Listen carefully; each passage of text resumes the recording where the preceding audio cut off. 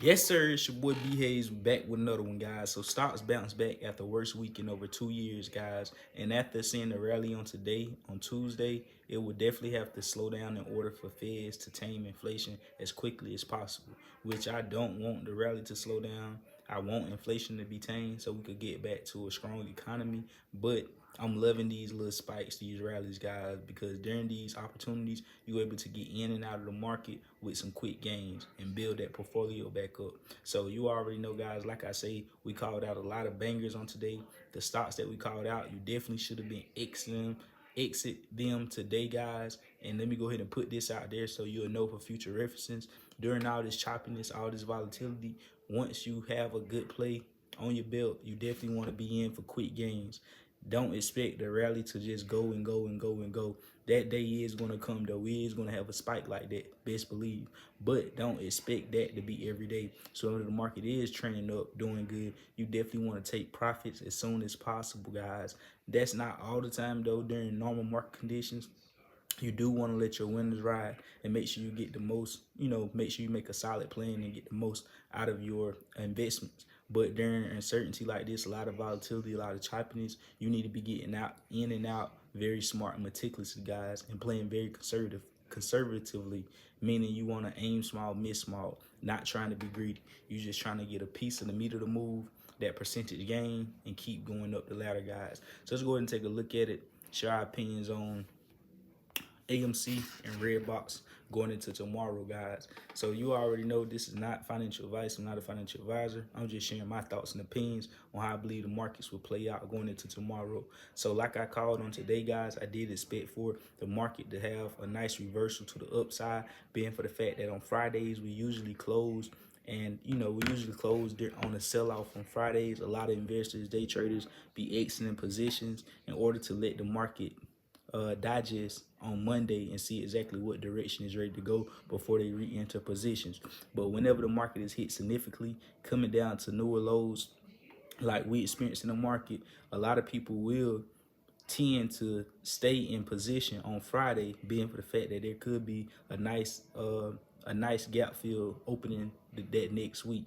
So just as we was expecting, guys, we did have that. It was a lot of stocks, big dogs, large caps that opened up pretty well on Tuesday, guys. Like one of them was Shopify that we call. It closed at 316 on Friday, but opened up in the pre-market at around the high 320s, guys. So that was a nice play today. We got in and got out of that one, as well as Carvana. Carvana was a play that we called.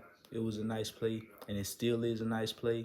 We rinsing and repeating it, guys, as well as Upstart. Upstart was a nice play as well, and Roku. So we called all them plays. They all is in the green, did well overall on today. And the whole stock market isn't trending in sync as it was before. We have some stocks that was down today like Lyft, Uber, Netflix, PayPal, Facebook. Usually, they're trying to switch up the algorithm again for a certain period of time, for a long period of time. Through all this madness, we was all running in sync. The whole market was trending up at the same time. The whole market was panicking at the same time. Now they're starting to trying to mix it up a bit, have different sectors in different areas running, while some consolidating and staying the same, and while some is dropping, guys. And that's normal market conditions. That's exactly how the market is going to operate once we come into a normal economy again and things get back to how they once were. That's how the market tends to normally operate, guys. You're going to have different sectors in different areas doing their thing.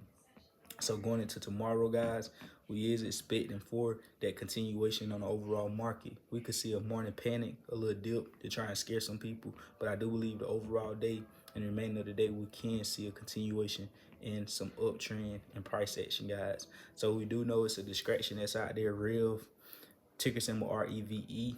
REV. It's a lot of retail investors that got involved in this play, guys, after being up over 63% on today. So we definitely want to be looking out for that distraction as well. Excuse me. So going into tomorrow, we do expect for AMC to break above that 1250 barrier, guys. Run up. Hopefully AMC could run up to around the $13-14 range on tomorrow, guys. Because even though we got manipulated today, that held us back. We supposed to did some type of price action to the upside with the overall market, but like we know, guys, we fighting against many different entities. We soon will get through all this madness, though. Redbox, we ended at 11.21. It was trading identical to AMC. They started to uptrend at the same time. They started to pull back at the same time, and they was trading near the same areas in the $12, right near that $12 range. They both have the same resistance points. AMC has a resistance at 12.77. Redbox have resistance at $12.70, guys. So we want to see both break through that going into tomorrow.